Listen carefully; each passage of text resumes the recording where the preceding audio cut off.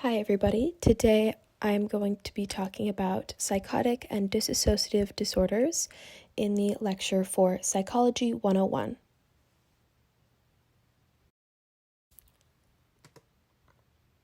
So what exactly are psychotic and dissociative disorders? Well, psychotic disorders are defined through abnormalities including delusions, hallucinations, disorganized thinking or speech, disorganized or abnormal motor behavior, and negative symptoms. Examples of this would be anything on the schizophrenia spectrum, which you can see on the lecture page, and also psychotic disorders and delusional disorders as well. Along with that, we have dissociative disorders, and those are characterized by the disruption of consciousness, memory, identity, emotion, perception, body representation, motor control, and behavior, usually after some sort of trauma. Examples of this would include depersonalization/derealization disorder, dissociative amnesia, and dissociative identity disorder. Now let's talk about the most common disorders in each category. So the most common psychotic disorder is schizophrenia, with a prevalence of around 0.3 to 0.75% of people being affected by it.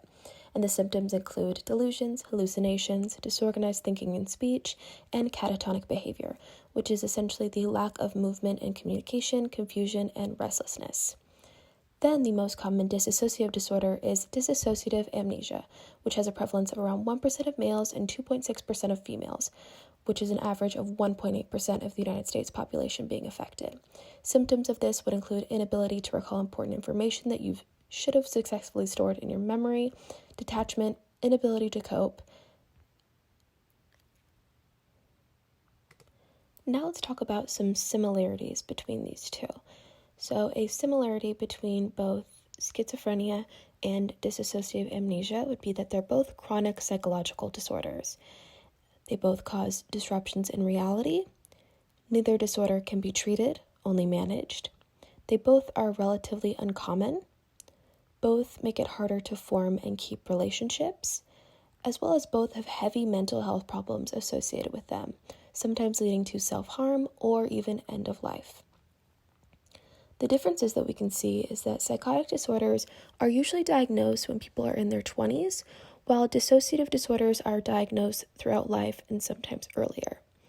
Along with that, psychotic disorders are less known to scientists as to why they happen, and they don't really know if it's a genetic component or if it's something to do with the childhood. While dissociative disorders are linked with specific or perpetual trauma, and they have a root cause. Along with that, there are vast differences in symptoms and differences in level of prevalence within the United States.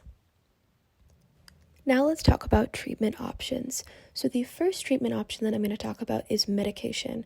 Now medications are heavily prescribed for both disorders, but I'm primarily going to be talking about schizophrenia. So with schizophrenia, antipsychotic meds are used, which suppress the dopamine receptors in your brain, inhibiting not only your negative emotions, but your positive ones as well, making you feel sort of numb to everything around you. This is why sometimes those living with these disorders stop taking their meds, leading to self-harm or perpetual symptoms. Along with that, a lot of the times the meds cause weight gain and low self-esteem, which lead to the person wanting to stop taking the meds, which is not good, obviously. Next up, we have therapy. Now, therapy is all about this constant communication and conversation, and it's important in both cases and is used in both diagnoses.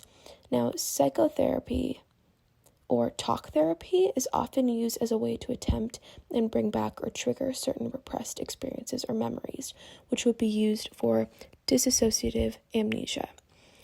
Then on the other side of that, we have therapy used for schizophrenia, and it's used in a CBT fashion, which is cognitive behavior therapy, and it's used to make the diagnosed feel less stressed about their psychotic experiences in terms of schizophrenia and make them feel less alone. Next up, we have some myths versus reality. Now, I think a myth that a lot of us have heard is that all people with schizophrenia or any psychotic disorder are dangerous and could hurt anybody at any moment, so you should be careful when around them. In reality, violent behavior is incredibly rare when it comes to psychotic disorders, and those with disorders like schizophrenia are often stigmatized or stereotyped for their diagnosis. The next myth I have is that dissociative amnesia is just PTSD. In reality, PTSD and dissociative amnesia are two very different things and have varying symptoms and characteristics. The next myth I have is that all psychotic and dissociative disorders are relatively similar and are caused by childhood trauma. In reality, each subcategory is vastly different, as stated earlier, and even though the most surprising thing learned about these disorders from someone who has one was from a woman named Ellen Sachs, who has schizophrenia and gave a TED Talk on her experiences with the disorder. She described it as having a nightmare when you're awake, which was just bone-chilling to think about and puts it all into perspective in a really eloquent way. She also talked about one experiences she had where she hallucinated a man raising a knife towards her, as if he was going to stab her. I was surprised by the severity of these experiences and how persistent and intense they were for her day-to-day. I was also surprised by the fact that she stated about every day 1 to 3 individuals will die in restraints due to choking, aspiration, or heart attack. The fact that restraints are still used in treatment of this disorder was both surprising and upsetting. It's crazy how far science has come, yet how stagnant empathy and understanding is in terms of mental illness and psychotic disorders. Thank you so much for listening. This has been the Psychotic and Dissociative Disorders lecture for Psychology 101.